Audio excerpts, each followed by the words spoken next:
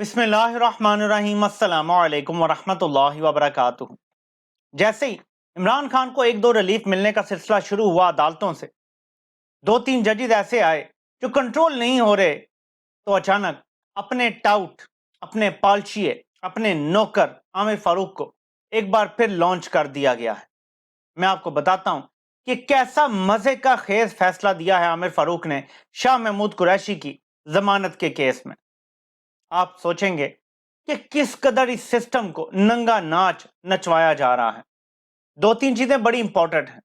इमरान खान का जो केस चल रहा है डिवीजन बेंच के सामने, मियां गुल हसन औरंगजेब और जस्टिस समन रिफत साहिबा सुन रही हैं। उनके सामने केस है, उन्होंने कुछ सवालात भी उठाए थे। कल इसका जवाब हुकूमत ने देना है, लेकिन उससे पहले ये जवाब भी आमिर फारूक ने दे दिए हैं। ये इस्लामाबाद हाई कोर्ट का चीफ जस्टिस है। ये 2030 या 31 तक इस्लामाबाद हाई कोर्ट का चीफ जस्टिस है। मतलब अगले 8-10 साल के लिए पाकिस्तान से जमहूरियत का बोरिया बिस्तरा जो गोल करने का प्लान है, ये उसका अहम तरीन मोहरा है। जमानत के केस में फैसला क्या देता है? लिखता है कि जो हकायक ऊपर बयान किए गए हैं उनकी बुनियाद पे ये पिटीशन डिसमिस की जाती है, यानी शाह महमूद कुरैशी की जमानत की दरख्वास्त या कोई मजीद रिलीफ लेने की दरख्वास्त है वो डिसमिस कर दी जाती है, मुस्तरद भी कर दी गई है। हाउएवर, ट्रायल कोर्ट को हम ये डायरेक्शन देते हैं कि साइफर केस का ट्रायल 4 हफ्ते के अंदर अंदर मुकम्मल करे। ना किसी ने ये इस्तदा की, ना ये हुकूमत ने इस्तदा की कि हम चाहते हैं ट्रायल जल्दी हो, ना जिसका केस चल रहा है उसने ये इस्तदा की कि जल्दी हो। लेकिन आमिर फारूक ने बीच में घुस के ऑर्डर दे दिया है निचली अदालत को कि 4 हफ्ते के अंदर अंदर ट्रायल मुकम्मल करो।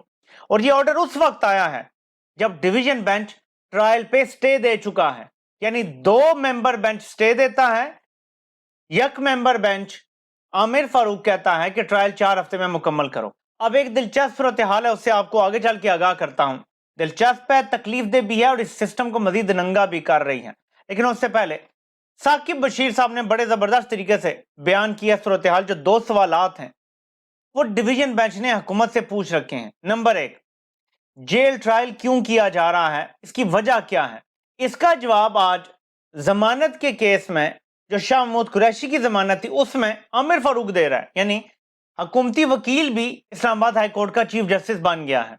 जरा जवाब पढ़ते हैं, साकिब बशीर साहब ने उसका उर्दू ट्रांसलेशन करके लिखा है। वो लिखते हैं, इमरान खान बड़ी सियासी जमात के सरबराह हैं, इनकी सिक्योरिटी की वजह से जेल ट्रायल हो रहा है। इमरान खान की फैमिली इससे कबल इनके हवाले से सिक्योरिटी खदशात का इजहार कर चुकी। हर समात पर जेल से अदालत लाना इमरान खान के लिए सिक्योरिटी खदशात पैदा कर सकता है। तो ये पहले सवाल का जवाब दे दिया है। दूसरा सवाल डिवीजन बेंच ने पूछ रखा है हुकूमत से, जिसका कल जवाब देना है उन्होंने। अगर जेल ट्रायल प्रोसेस मुकम्मल नहीं हुआ तो जो ट्रायल हो चुका इसका स्टेटस क्या होगा? मतलब सवाल करने का मकसद ये था कि क्या फिर इसको नल एंड वॉइड करार दिया जाएगा और नए सिरे से ट्रायल शुरू होगा? इसका जवाब भी आमिर फारूक ने दे दिया है।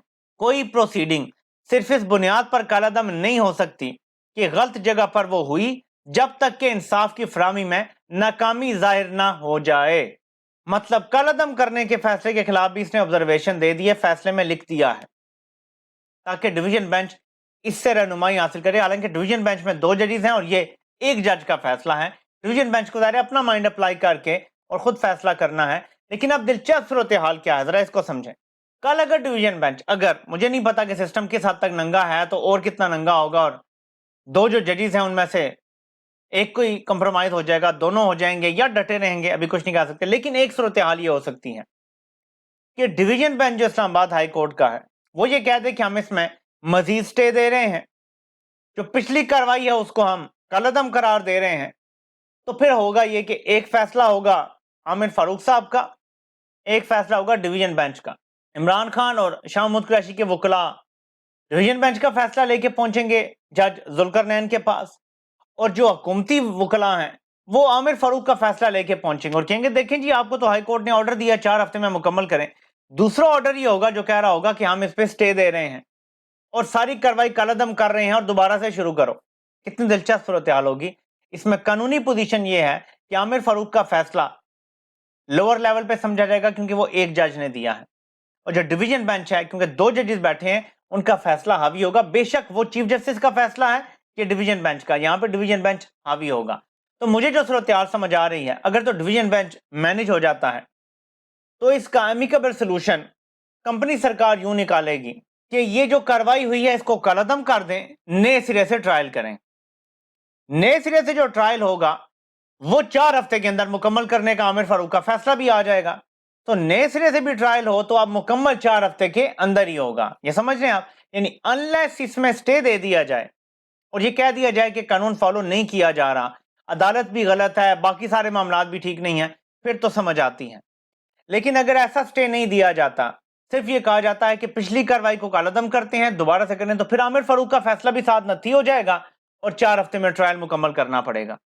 اور مجھے کچھ اس قسم کا گیم ہوتا نظر آ رہا ہے کہ جو بھی ہو جائے آپ فیصلہ 4 ہفتے کے اندر کرنا ہے. اب آپ پوچھیں گے کہ یہ بند کمروں میں بیٹھے فیصلہ سازوں کو اس نئی سازش کی کیا سوجی, تو میں بتا دیتا ہوں آپ کو. الیکشن کمیشن نے کہا تھا کہ 30 نومبر تک ہم تمام جو کاروائی کر رہے ہیں وہ مکمل ہو جائے گی اور الیکشن شیڈیول کا اعلان اس کے بعد کسی بھی وقت ہو سکتا ہے. 4 ہفتے کا ٹائم خاص طور پہ اس لیے دیا گیا ہے کیونکہ آج فیصلہ آیا ہے کہ اسی دوران الیکشن کا شیڈیول اناؤنس ہونا ہے. عمران خان کو اور شاہ محمود قریشی کو مزید دباؤ میں لانا ہے, خاص طور پہ عمران خان کو مزید دباؤ میں لانا ہے. نمبر 2, جس وقت الیکشن شیڈیول کا اعلان ہو چکا ہوگا اگر عمران خان کو اور شاہ محمود قریشی دونوں کو سزا ہو جاتی ہے یا صرف عمران خان کو ہو جاتی ہے تو عوام کو مایوس کرنے کا ایک اور حربہ بھی ہوگا کہ دیکھو یار وہ تو لمبا جیل میں چلا گیا ہے, وہ تو ایک کے بجائے اب دوسرے کیس میں بھی جیل میں چلا گیا ہے. حالانکہ یہ یاد رکھیے گا توشہ خانہ میں عمران خان کی سزا معطل ہے اور وہ معطل ہی رہے گی جب تک اس کیس کا اب اپیل کا فیصلہ نہیں ہو جاتا. تو جیل میں صرف ایک ہی کیس میں ڈالیں گے اگر یہ سائفر کیس میں ڈالتے ہیں تو آپ نے مایوس نہیں ہونا, یہ آپ کو مایوس کرنا چاہتے ہیں. بند کمروں میں بیٹھے لوگوں کو ناظرین رپورٹ دی گئی ہے جو واضح طور پہ نواز شریف کے ساتھ بھی شیئر کی گئی ہے کہ میاں صاحب آپ سادہ اکثریت لینے کی بھی پوزیشن میں نہیں ہیں. نواز شریف کہہ رہا ہے مجھے 2/3 اکثریت لے کر دو. تو یہ ساری سازشیں اس سلسلے میں کی جا رہی ہیں. سارے الیکٹیبل توڑ لو, کوئی تحریک انصاف کا نون بندہ ٹکٹ نہ لے سکے, آخر وقت تک لوگوں کو مایوس رکھو, عمران خان کو ایک اور کیس میں سزا دو, نہیں تو 2 میں سزا دو, کریک ڈاؤن مزید تیز ہو. اب آپ ذرا امیجن کریں کہ خواتین کو جو جیلوں میں رکھا ہوا ہے 9 مئی کے سارے کیسز میں اکثر کی ضمانت ہو چکی ہیں. سنم جاوید کو رکھا ہوا ہے, جب حملہ کیا تھا رینجرز نے اور پولیس نے زمان پارک میں تو وہاں پہ جلاؤ گراؤ کا کیس ہے, اس میں بھی اندر رکھا ہوا ہے. اسی طرح کا کوئی ملتا جلتا کیس باقی بھی خواتین پر ہے. یہ تو بڑا کہہ رہے تھے جی 9 مئی میں ہمارے پاس ناقابل تردید ثبوت ہے, ان میں تو ضمانتیں ہوئی ہیں خواتین کی, صرف بہانے سے ان کو جیلوں میں رکھا ہوا ہے. تو یہ سارا کچھ اب اکٹھا کیا جا رہا ہے تاکہ عوام پہ مایوسی کے ایسے بادل منڈلانا شروع ہو جائیں کہ عوام گھروں میں بیٹھ جائیں. ان کو ڈر آپ کی ایک چیز سے ہے اور وہ ہے میسو ٹرن آؤٹ. اگر آپ بڑی تعداد میں باہر نکل آئے ان کے سارے منصوبے خاک میں مل جائیں گے, اور یہ ہے آپ کی طاقت جس کو آپ نے پہچاننا ہے. ابھی آپ کو بڑے بڑے تجزیہ نگار جو آپ کو بظاہر نیوٹرل بھی سمجھ آتے ہیں وہ نیوٹرل کو پیارے ہو چکے ہیں. وہ آپ کو یہ کہتے سنائی دیں گے کہ نواز شریف کا آنا تو طے ہے. وہ اگلی باتیں آپ کو سنائیں گے کہ نواز شریف کیا دوبارہ اسٹیبلشمنٹ سے لڑ پڑے گا, کیا وہ 1 سال حکومت کرے گا, 3 سال کرے گا, 5 سال کرے گا. اب آپ کی ذہن سازی اس طرح کی جائے گی, آپ نے اس کو قبول نہیں کرنا. اگر آپ نے اپنا مائنڈ اس طرح بنانا شروع کر دیا تو آپ جو ریزسٹنس درکار ہے نہیں کر سکیں گے. اور ابھی اس ملک کو بچانے کے لیے ریزسٹنس کی بہت ضرورت ہے, بلکہ جتنی ریزسٹنس کی ضرورت اب ہے اس ملک کو پاکستان کی تاریخ میں کبھی نہیں ہوئی. آلریڈی یہ قوم تقریباً 2 سال ہونے والے ہیں, چند ماہ کا کھیل ہے, 1.5 سال تو ہو گیا ہے, مسلسل ریزسٹنس دکھا رہی ہے. پاکستان کی تاریخ میں کبھی بھی قوم اس طرح سے اکٹھی نہیں ہوئی کسی ایک مقصد کے لیے. اور مقصد کیا ہے؟ قانون کی بالادستی قائم کرنا, ملک کو کسی آئین اور قاعدے کے مطابق چلانا. یہ نہیں کہ جس کی لاٹھی اس کی بھینس, جس کے پاس توپ ہے, جس کے پاس طاقت ہے, وہ اپنی مرضی کے فیصلے کرتا پھرے. اور ملک کے 25 کروڑ لوگوں کا جو ٹیکس بھی دیتے ہیں, جو محنت مزدوری بھی کرتے ہیں, جو قربانیاں بھی دیتے ہیں, شہادتیں بھی دیتے ہیں, ان کا کوئی صحیح نہ ہو. اوپر بیٹھا ایک بندہ فیصلے کرے یا 4-5 لوگوں کا ایک گروہ ہو جو فیصلہ کرے اور باقی سب اس کی سزا بھگتے. اس کو تبدیل کرنے کی یہ جدوجہد ہے اور اس کا پہلا بڑا سٹیپ آنے جا رہا ہے, اور یہ فیصلہ کن سٹیپ ہو سکتا ہے اگر آپ کی تعداد بڑی ہو جائے, اور وہ ہے الیکشن والا دن. نہ صرف آپ باہر نکلیں بلکہ آپ اپنے ووٹ کا تحفظ کریں. اتنے زیادہ پولنگ سٹیشن ہیں کہ پولیس کی تعداد، رینجرز کی تعداد، فوج کی تعداد نہ ہونے کے برابر ہوگی آپ کے سامنے. آپ نے اگر وہاں پہ ڈٹ کے اپنے ووٹ کا دفاع کر لیا تو آپ اس ملک کو آزاد کروا لیں گے. ورنہ جس طرح سے عامر فاروق حرکتیں کر رہا ہے، جس طرح سے قاضی فائدیسہ حرکتیں کر رہا ہے، کیا آپ کو امید نظر آتی ہے کہ کوئی بھی ادارہ سٹینڈ لے گا عوام کے حقوق کے لیے؟ کوئی بھی نہیں لے گا. اپنے حقوق کے لیے سٹینڈ آپ کو خود لینا ہے. عمران خان 25 کروڑ لوگوں کے حقوق کے لیے سٹینڈ لیے ہوئے ہیں، اسی لیے جیل میں ہے. کسی قسم کی ڈیل کرنے کے لیے تیار نہیں ہے. بشرا بی بی پہ ڈائریکٹ براہ راست دباؤ بھی ڈالے جا رہے ہیں. لیکن عمران خان کو کوئی پرواہ نہیں ہے، جو مرضی ہو جائے. آپ کو بھی پرواہ نہیں ہونی چاہیے.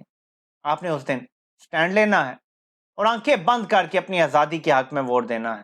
خود سے صرف ایک آپ نے سوال پوچھنا ہے جب ووٹ ڈالنے جائیں کہ جس بندے کو میں ووٹ ڈال رہا ہوں، جس پارٹی کو میں ووٹ ڈال رہا ہوں، کیا وہ مجھے آزادی، خودداری، قانون کی پاسداری، آئین کی پابندی کے مطابق زندگی گزارنے کا موقع فراہم کرے گی یا نہیں؟ جو بھی پارٹی اس طرف کھڑی ہو آپ نے اس کو ووٹ ڈال دینا ہے. آپ سے انشاءاللہ پھر ملاقات ہوتی ہے. اللہ پاک آپ سب کا حامی و ناصر ہو. آپ سب کو سننے کا بہت بہت شکریہ.